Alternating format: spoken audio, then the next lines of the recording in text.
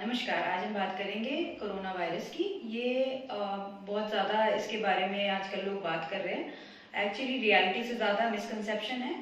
ये इतना भी डेंजरस नहीं है जितना इसको समझा जा रहा है। बिकॉज अगर स्टैटिस्टिकली देखें तो उसके डेथ रेट 2 से 3% ही है, वो भी ऐसे पेशेंट्स में जो इम्यून कॉम्प्रोमाइज्ड है, जैसे कि डायबिटिक जो पेशेंट्स हैं या जो मैल नरिश्ड पेशेंट हैं उनमें। तो इसीलिए इतना ज़्यादा इससे डरने की ज़रूरत नहीं है, बस हमें इसके बारे में जानना चाहिए। तो कोरोना वायरस क्या है और इसको WHO ने क्यों एक ग्लोबल इमरजेंसी डिक्लेयर किया है। कोरोना वायरस एक टाइप का वायरस है, जैसे कि राइनो वायरस होता है या फिर इन्फ्लुएंजा वायरस होता है। कोरोना वायरस ह्यूमन बींग और एनिमल्स दोनों में ही डिजीज कॉज करता है। 7 ऐसे नॉन कोरोना वायरस हैं जो कि ह्यूमन बींग में डिजीज कॉज करते हैं, और मेनली ये रेस्पिरेटरी डिजीजेस या चेस्ट इलनेसेस, जो जैसे खांसी जुकाम बुखार इस तरह के सिम्टम्स के साथ जो डिजीजेस होती हैं वो कॉज करते हैं। ये जो वायरस है जिसको हम नोवेल कोरोना वायरस या फिर हम जिसको वुहान कोरोना वायरस भी बोलते हैं, ये एक नया स्ट्रेन मिला है।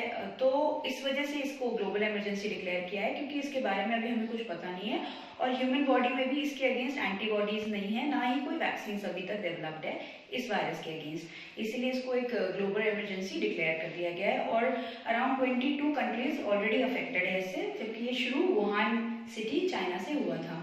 अभी इंडिया में भी इसके केसेस मिलने लगे हैं। तो हमें एक्चुअली इसके बारे में बात करने की ज़रूरत इसलिए है कि हम इनको ये कैसे ट्रांसमिट होता है, ह्यूमन बींग में ये कैसे आता है, इसके नॉर्मल साइन एंड सिम्टम्स क्या होते हैं और हम इससे कैसे बच सकते हैं, इसके बारे में हमें जानना चाहिए। नॉर्मली जो इसका मोड ऑफ ट्रांसमिशन है, जैसे कि किसी भी इन्फेक्शियस डिजीज के लिए होता है, इसका मोड ऑफ ट्रांसमिशन भी है। जनरली ये ड्रॉपलेट इन्फेक्शन से ट्रांसमिट होता है। ड्रॉपलेट इन्फेक्शन मतलब जो ड्रॉपलेट्स हमारे मुंह से या नाक से खांसी या छींक के दौरान निकलते हैं, वो दूसरे मनुष्य में जाकर इस वायरस को ट्रांसमिट करते हैं। और इसीलिए जो भी इसके प्रिवेंटिव मेजर्स है वो भी पर्सनल हाइजीन से रिलेटेड हैं ज़्यादातर। नॉर्मली अगर किसी को कोरोना वायरस का इन्फेक्शन है तो माइल्ड ही सिम्टम्स रहते हैं। कुछ ही केसेस में ये उतने डेडली सिम्टम्स जिसको हम बोलते हैं, या रेस्पिरेटरी डिस्ट्रेस में जाना या रेस्पिरेटरी फेलियर में जाना, वो कुछ पेशेंट्स में मिलता है। नॉर्मली जो पेशेंट्स आते हैं उनको खांसी जुकाम फीवर या कुछ को सांस लेने में तकलीफ, ऐसे सिम्टम्स मिलते हैं। और अगर कोई इम्यून कॉम्प्रोमाइज्ड है या मैलनरिश्ड है या पहले से किसी और बीमारी से ग्रसित है तो उनमें रेस्पिरेटरी फेलियर हो सकता है और जिसकी वजह से डेथ हो सकती है।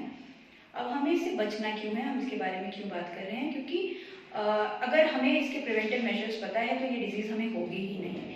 सबसे पहले अगर आप पर्सनल हाइजीन फॉलो करें, पर्सनल हाइजीन मतलब जैसे कि आप अपना हाथों को सोप से वॉश करें जब भी आप किसी चीज़ को छूते हैं या आप खाना खाने जा रहे हैं तो भी बार बार अपने चेहरे को ना छुएं। अगर किसी को खांसी जुकाम बुखार आदि सिम्टम्स हैं तो उनसे करीब 6 मीटर का डिस्टेंस बना के आप बात करें।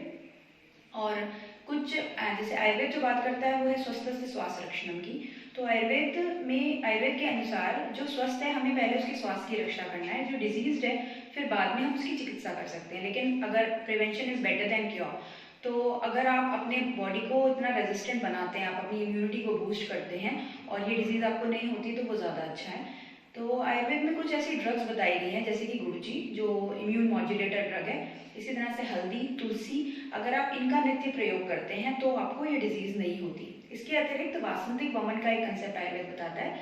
वसंत ऋतु जो मार्च अप्रैल का ये जो महीना है, इसमें अगर आप वमन कराते हैं तो वमन से आपके बॉडी में जो प्रकोपित कफ है वो निकल जाता है, और कफ से रिलेटेड जो इलनेसेस जैसे कि जो रेस्पिरेटरी इलनेसेस लाइक ब्रोंकाइटिस या ऐसे कोरोना वायरस से जो इलनेस हो रही है वो, और इसके अलावा और भी इलनेसेस जैसे एनोरेक्सिया आदि जो इलनेस पूरे साल में आपको होती है वो नहीं होगी। तो वमन कराना चाहिए हर व्यक्ति को, चाहे वो उसको कोई डिजीज़ ना हो फिर भी।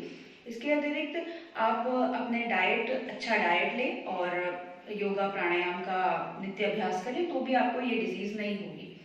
तो इसके बाद मैं सिर्फ यही बोलना चाहूँगी कि जो मैंने बताया है, अगर आप इन चीज़ों को फॉलो करें, अगर आपको कोई भी खांसी जुकाम जैसे साइन एंड सिम्टम्स दिखाई पड़ते हैं तो आप उनको अवॉइड करने की जगह उनके अपने नेबरिंग जो भी डॉक्टर है उसके पास जाएं, क्योंकि अगर अर्ली स्टेज में डायग्नोज हो जाता है तो जो डेडली सिम्टम्स हैं, जो आपके अगर लाइफ को जो खतरा आ सकता है, वो सब चीज़ों से आप बच सकते हैं।